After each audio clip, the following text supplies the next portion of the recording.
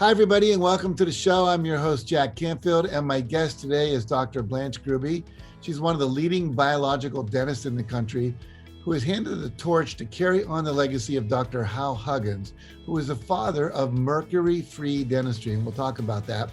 And she's not only a dentist, but she's also the CEO and founder of the Huggins-Grube Institute, which houses the DNA Connections Laboratory, the Biocomp Laboratory, and Huggins Applied Healing and Centers for Healing Dental Centers. And her new book, Chew on This But Don't Swallow, which I love, this is an incredible book and we're going to talk about it in great depth, is a sort of coming out book in that she's telling everyone what is dangerous about a lot of what we call conventional dentistry. So I'm really pleased to be talking to you today, Dr. Grube. Welcome to the show. Thank you. It's an honor to talk to you, that's for sure. Well, thank you very much. I've learned so much from you in your book. Now, most dentists tell their patients to see them every 6 months, have their teeth cleaned with a fluoride treatment. But you say that advice, which may be well-intentioned, can sometimes lead to some very negative consequences. Talk about that. Well, let's first talk about the 6-month checkup. Sure. I don't know. You're about my age, so years ago, there used to be a radio show before all the other TV things we had radio shows. And there was a radio show called Amos and Andy, and it was a comedy show. And during the commercials, they would have a commercial for toothpaste. It was sponsored by Pepsodent toothpaste. And they would have this little jingle. You'll wonder where the yellow went when you brush your teeth with Pepsodent. And when I sing that, people go, oh, yeah, I remember that. Well, at the end of the commercial, Amos says to Andy, hey, Andy, just how often should you go to the dentist?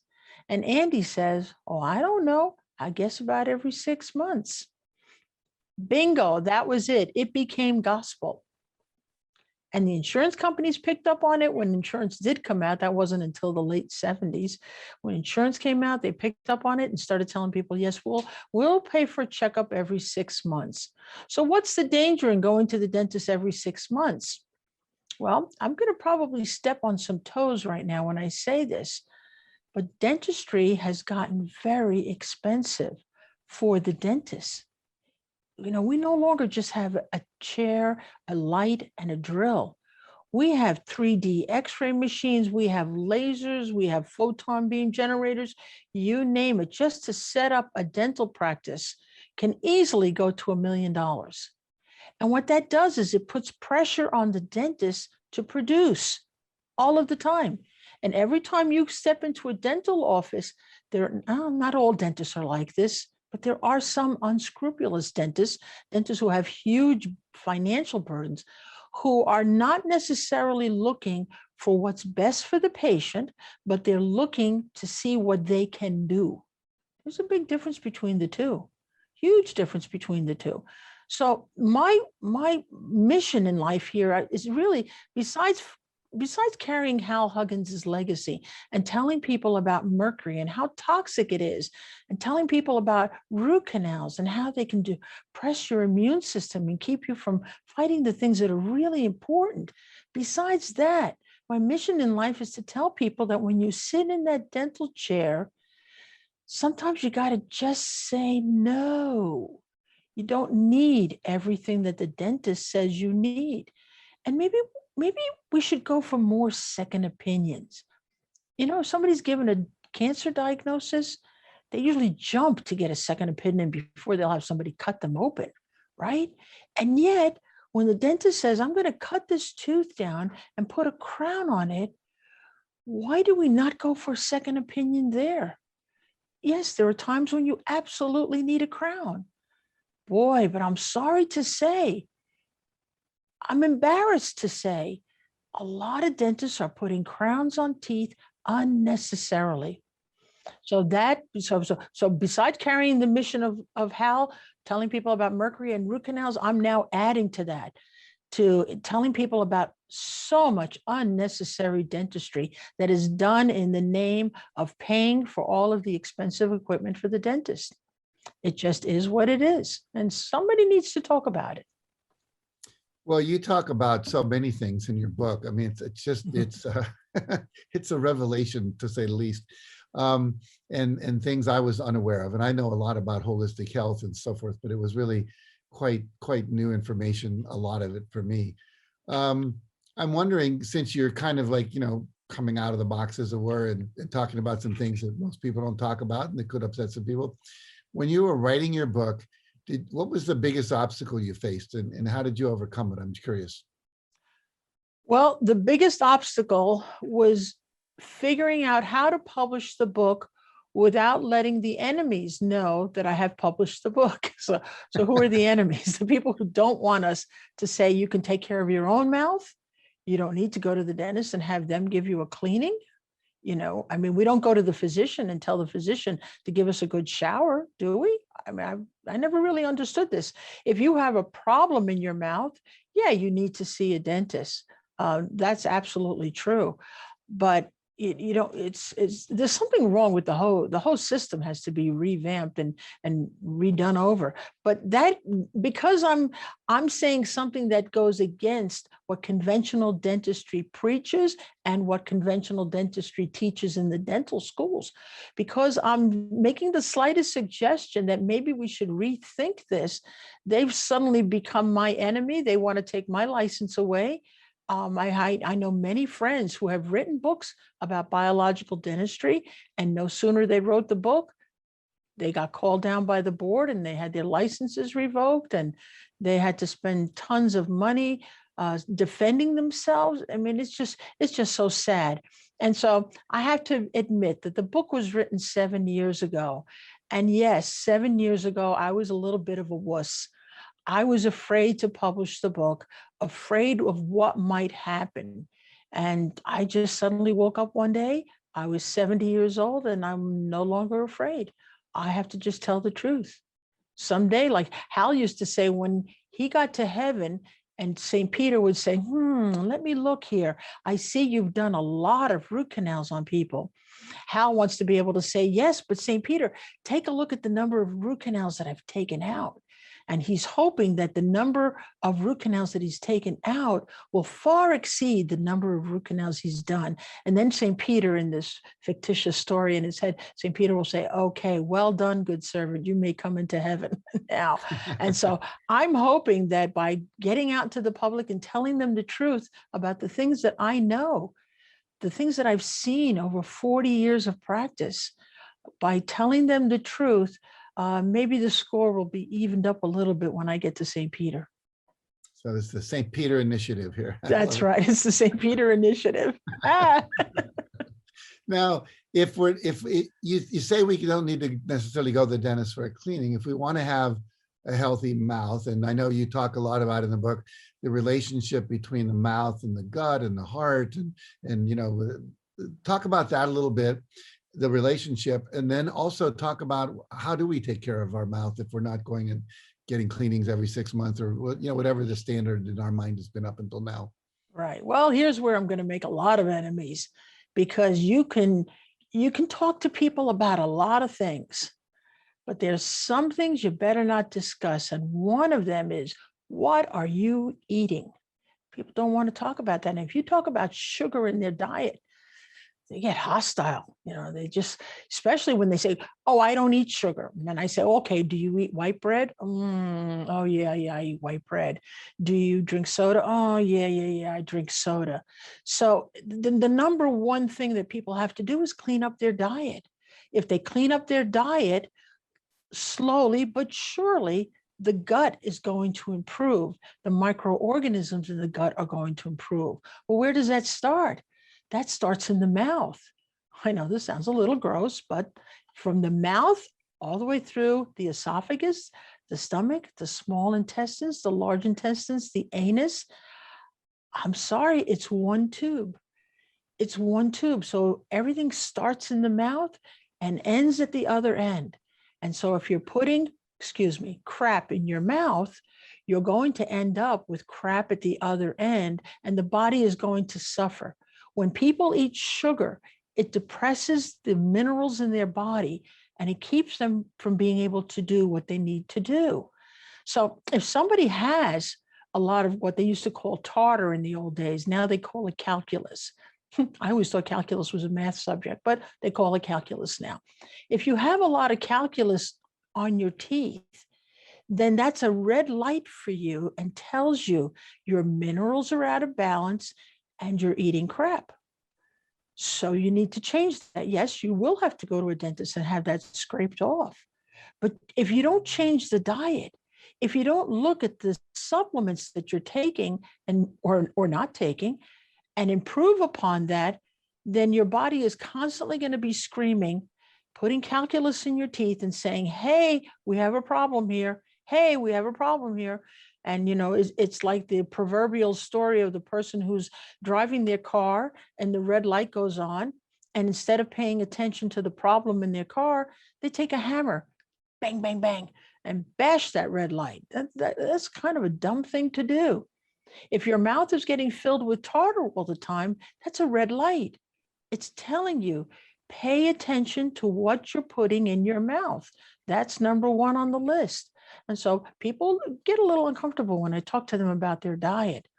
The second thing that they need to know is that the number one thing you eat all day long are your fillings. If you have fillings in your mouth, you're swallowing over 2,000 times a day. You're swallowing the materials in your fillings. And so if they're mercury fillings, you're swallowing mercury. That goes into your stomach, it goes into your gut. Mercury is lethal. It's one of the most toxic materials on the planet, if that not the number one toxic material on the planet. I think plutonium is the only material that's more toxic than mercury, and plutonium has to be man-made. So if you're swallowing mercury and it's going into your stomach, it's killing off the good bacteria, causing the bad bacteria to take over. And we wind up with all kinds of problems because of that. So that's, for me, it's like number one, get rid of the mercury and do it the right way. You have to go to a dentist that's been properly trained, somebody who's gone to one of the Huggins-Grube Institute courses. They know what they're doing. They're certified. You can't just go to any dentist. If a dentist says, well, gee whiz, this lady wants to have her mercury fillings taken out. That's great. You know what? I'm going to be able to make a payment at the end of the week. Yeah, sure. I can take your fillings out for you. And the dentist takes the fillings out with no precautions whatsoever for the patient. And literally the patient will jump from the frying pan to the fire. Now they have more mercury in their bloodstream, more mercury in their cheeks, in their muscles, in their brain, in all of their organs, more than they ever had. So I do get some people who say to me, Blanche, should I just run out and get my fillings taken out? I said, no, don't do that. That's dangerous. You have to make sure you go to a highly trained dentist who knows what they're doing, who follow the Huggins-Grube Protocol. Otherwise, you're going to be jumping from the frying pan to the fire. So the mouth, the gut, the stomach, it's all connected. Literally and scientifically, we know that now. The latest research shows that the microorganisms in the gut actually determine what you're thinking. How's that for a trip? Determines what you're thinking, determines your mood. Sometimes people are depressed, not because they're depressed, but because they got the wrong bugs in their stomach. So, and they're saying now also that the gut has more neurons than the brain does. So how important is it to have a nice clean mouth with no toxic materials that you can go ahead and swallow over 2,000 times a day and not worry about disturbing the whole gut biome? And so you can see I get kind of carried away, and I can just roll and go from one subject to the next and just go on and on and on talking about it. So talk about cleaning your teeth for just a moment. I know you're not a big fan of a lot of the toothpaste out there has fluoride in it. I don't think that's a good thing. I mean, do people need to be rinsing with things, or what's obviously the food is important. Is there anything else people should be doing? Food is important, and you should brush your teeth. Absolutely. But there's really not, the magic toothpaste out there that's going to make your teeth white, bright, and shiny. Some of the ads actually have a little diamond twinkle coming off somebody's teeth. That's kind of funny. That really doesn't happen. The toothpaste you use should definitely not have fluoride in it. Like I've said before, stannous fluoride is rat poison. It causes arthritis. It causes cancer. It just should not be something that you put on the end of a brush, especially if the end of that brush is going into the mouth of a child. If you ever take a look at the toothpaste labels, the ones that have fluoride in them, if you read the small print, it says, do not use too much of this. And if a child swallows it, please call 911 and rush them to the hospital. So isn't that interesting? Why would you put something in your mouth that if you swallow it, you have to call 911? There's something wrong there. So the truth is, really the best thing to brush with is salt and baking soda. And if you like that peppermint taste, there are toothpastes out there that are excellent. But all you need is salt and a little baking soda, or just a real good toothbrush with water. That's about it. That's all you need. But again, if you see tartar forming on your teeth, that's a red light.